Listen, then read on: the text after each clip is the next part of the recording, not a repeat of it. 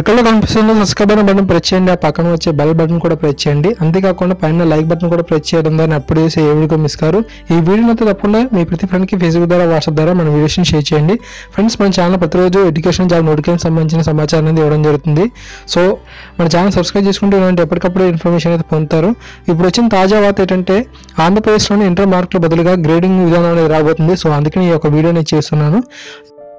ఆంధ్రప్రదేశ్లో ఇంటర్మీడియట్ పరీక్షల షెడ్యూల్ను రాష్ట్ర ప్రభుత్వం అనేది వెల్లడించడం జరిగింది.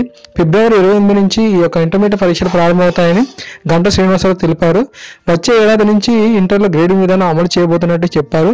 ఈ ఏడాది ఇంటర్ మొదటి సంవత్సరం విద్యార్థులకు మార్కుల స్థానంలో గ్రేడింగ్ ఇస్తారు. అంటే ఇప్పుడు ఎవరైతే ఇంటర్మీడియట్ చదువుతున్నారో ఫస్ట్ ఇయర్ వాళ్ళు ఉన్నారో సో వారు ఎగ్జామ్స్ రాసేసిన తర్వాత వారికి గ్రేడింగ్ విధానం అనేది ఇవ్వడం జరుగుతుంది.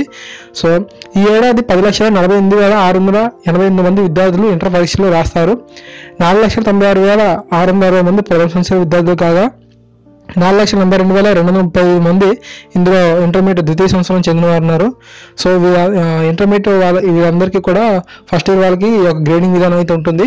సో గ్రేడింగ్ ఎన్ని ఇస్తారంటే మొత్తం 7 పాయింట్ అనేది ఇవ్వడం జరుగుతుంది. సో ఓకేనా, ఈసారి జంబ్లింగ్ విధానంలో ప్రయోగ పరీక్షలు ఉంటాయి.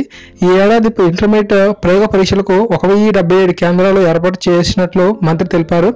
ఈసారి కూడా జంబ్లింగ్ విధానంలో ప్రయోగ పరీక్షలు నిర్వహించినట్లు స్పష్టం చేశారు. ఇంటర్ పరీక్షలకు 1,600 కేంద్రాలు ఏర్పాటు చేశామన్నారు. సమయానికి మించి స్టడీ అవర్లు నిర్వహిస్తున్న 205 కళాశాలలకు నోటీసులు జారీ చేసినట్టు చెప్పారు. కళాశాలలో సమస్యలపై టోల్ ఫ్రీ నంబర్ను కేవలం 41 ఫిర్యాదులు మాత్రమే వచ్చాయంట. అనుమతులు లేకుండా 811 వసతి గృహాలు కళాశాలలు నడుస్తున్నాయని చెప్పారు. రేపు 10వ తరగతి పరీక్షల షెడ్యూల్ అనేది ప్రకటిస్తారు.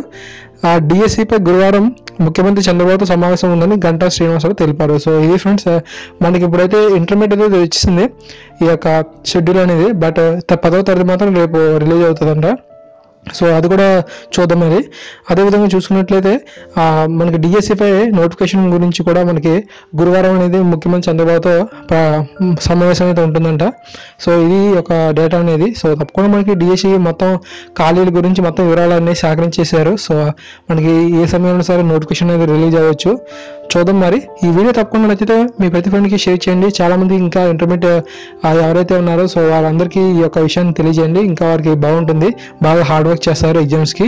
ఈ వీడియోని అయితే తప్పకుండా లైక్ చేసి మీ ప్రతి ఫ్రెండ్కి షేర్ చేయండి. Thank you. జై హింద్. వందే మాతరం.